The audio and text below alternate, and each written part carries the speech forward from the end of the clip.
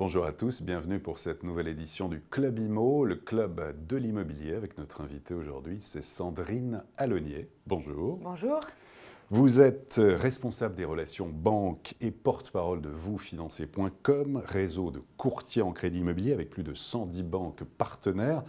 Alors Sandrine Allonnier, la fin du mois de mai marque les premiers signes d'une très légère remontée des taux. La LCL a remonté ses taux de 0,10 points sur 20 ans. Est-ce le début d'un retournement de tendance ? Ben oui, il semblerait que oui, les taux vont remonter. Ça fait maintenant presque 3 ans qu'ils baissent. Mais là, sous l'effet de la remontée des taux d'emprunt d'État, aujourd'hui, on a une banque qui a remonté ses taux et on sait déjà que d'autres banques vont procéder à des légères hausses pour le mois de juin. Alors, lesquelles et quand ? Alors, lesquels, c'est encore un peu tôt pour le dire, on va les laisser faire leurs annonces, mais il est certain qu'on va avoir un certain nombre de banques qui vont remonter leur taux dès le début du mois de juin dans des proportions de 0,10 à 0,30 points, donc ça va être une hausse assez marquée. Donc en fait, ça va avoir plutôt l'effet d'élargir les écarts et d'agrandir les écarts de taux entre les bons et les moins bons profils, puisqu'il y aura quand même toujours des possibilités de décote pour avoir des taux très bas. Alors, pour bien comprendre, pourquoi cette remontée des taux et pourquoi maintenant ?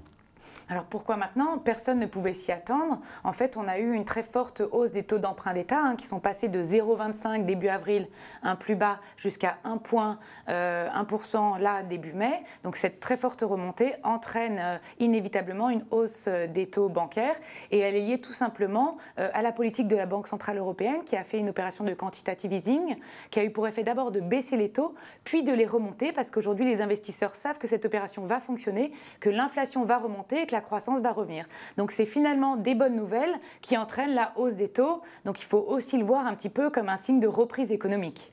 Les taux d'intérêt donc vont remonter progressivement de 0,1, 0,3 points d'ici septembre, c'est ça en fait? Oui, en fait les taux vont remonter très progressivement puisque certaines banques vont les remonter, d'autres non. Donc le taux moyen, finalement l'ensemble des taux des banques, ça va remonter très progressivement. Si on reprend par exemple ce qui s'est passé en 2011, on avait des taux qui avaient augmenté de 0,60 points en un an et pour autant 2011 ça a été une année record, on a eu 850 000 transactions immobilières.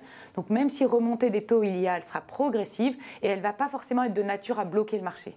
Qu'est-ce que cela représente quand même en termes de perte de pouvoir d'achat immobilier, ces remontées de taux de 0,1, 0,3 points? Alors pour l'instant c'est très faible puisqu'une remontée des taux de 0,1 point, ça va faire diminuer une capacité d'emprunt de 2 000 € pour une mensualité de 1 000 € par mois. Et pour rappel, on a gagné 30 000 € de capacité d'emprunt depuis 2012. Donc même si les taux remontent aujourd'hui de 0,30 points, on va revenir au niveau de janvier 2015 et même s'ils remontent de 0,70 points, c'est-à-dire qu'on arrive à 3% en moyenne sur 20 ans, on va revenir au niveau de l'été 2014 où on parlait déjà de plus bas niveau historique. Donc je pense que c'est pas toute la question n'est pas dans la remontée des taux, mais plutôt dans la vigueur du marché immobilier. Mais ceux qui vont être pénalisés en premier, ce sont les primo-accédants. C'est certain. Ceux qui sont tout juste pour accéder au crédit et qui vont se retrouver ne pouvant pas. Oui. Alors malheureusement, les primo-accédants n'ont pas complètement bénéficié de la baisse des taux, puisque à cause de la conjoncture économique, à cause de la montée du chômage, ils restaient attentistes et ne souhaitaient pas tout de suite acheter. Donc là, c'est vrai que cette remontée des taux est aussi une mauvaise nouvelle. Peut-être qu'on va avoir un effet passage à l'acte d'ici l'été ou d'ici septembre. Ensuite, ce sont les primo-accédants qui vont être pénalisés. Quels sont aujourd'hui les taux fixes moyens selon les durées, concrètement ? Alors aujourd'hui, on peut emprunter en moyenne à 2% sur 15 ans, 2,30% sur 20 ans et 2,75% sur 25 ans. Mais pour les très bons dossiers, on peut trouver des taux à moins de 2% sur 15 et 20 ans. Donc ce sont des taux historiquement bas, on l'a assez dit. Et pour ces très bons dossiers qui restent très recherchés par les banques, les taux vont rester très bas puisqu'il y aura toujours des possibilités de décote, de réduction de taux en fonction de la qualité des dossiers. Alors, vous qui accompagnez dans les étapes de financement les primo-accédants, vous avez financé 1 milliard de crédits en 2014. Quelles sont les principales demandes et les principaux freins ? Alors aujourd'hui, ceux qui veulent accéder à la propriété, les primo-accédants, le principal frein, c'est l'apport, puisque les banques demandent quasi systématiquement 10% d'apport pour financer les frais. Donc pour un bien moyen à 150 000 €, on va demander 15 000 €. Ce n'est pas toujours évident de réunir 15 000 € d'apport à 25 ou 30 ans. Ça, c'est le principal frein. L'autre frein qu'on avait ces dernières années et qu'on n'a plus, ce sont les durées de prêt. Aujourd'hui, grâce au niveau très bas des taux, on peut aujourd'hui emprunter autant sur 25 ans que sur 30 ans. Donc aujourd'hui, on n'a aucun problème pour financer des gens entre 20 20 et 25 ans. Donc le principal frein, c'est l'apport, mais c'est surtout l'envie d'acheter, l'envie de devenir propriétaire et de se projeter sur le long terme. Et c'est ça aujourd'hui ce qui manque dans le marché immobilier, c'est la confiance. Vous ne sentez pas cette confiance revenir progressivement? Pas encore? On la sent légèrement revenir. C'est vrai que le début de l'année 2015 a été très favorable. Nous, on a eu plus 20% de demandes sur les achats immobiliers, sur les prêts pour financer des achats. Donc c'est considérable par rapport à l'année dernière. Et si on prend les renégociations, là, on est à plus 100%. Donc on sent quand même un frémissement sur le marché immobilier, un retour de la demande. Et ce qu'on peut juste souhaiter, c'est que la hausse des taux ne vienne pas casser cette dynamique. Alors, on l'a vu aussi, dans le neuf, les investisseurs reviennent en force. Par contre, les accédants ne sont pas au rendez-vous. Est-ce que ça peut durer longtemps comme ça? Oui, ça peut durer encore longtemps puisque aujourd'hui, quelqu'un qui veut acheter pour la première fois va déterminer sa capacité d'emprunt et va voir ce qu'il peut acheter dans le neuf et dans l'ancien. Et comme les prix ont davantage baissé dans l'ancien que dans le neuf, même avec le prêt à taux zéro qui est pourtant très avantageux, on a quand même des primo-accédants qui préfèrent aller dans l'ancien pour payer moins et pour pouvoir accéder aux biens qu'ils souhaitent. Qui peut et qui doit aujourd'hui encore renégocier son crédit immobilier?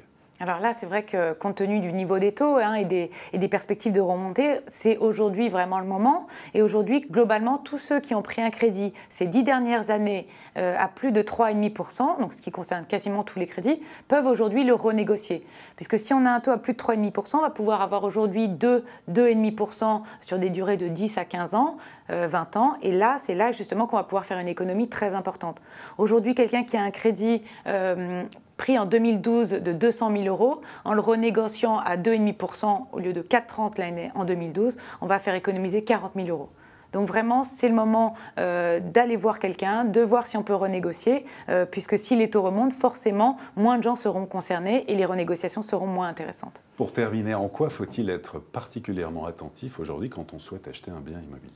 Aujourd'hui, on reste quand même dans un marché qui est baissier, donc je pense qu'il est très important d'acheter un bien de qualité qui ne va pas perdre de valeur près des transports.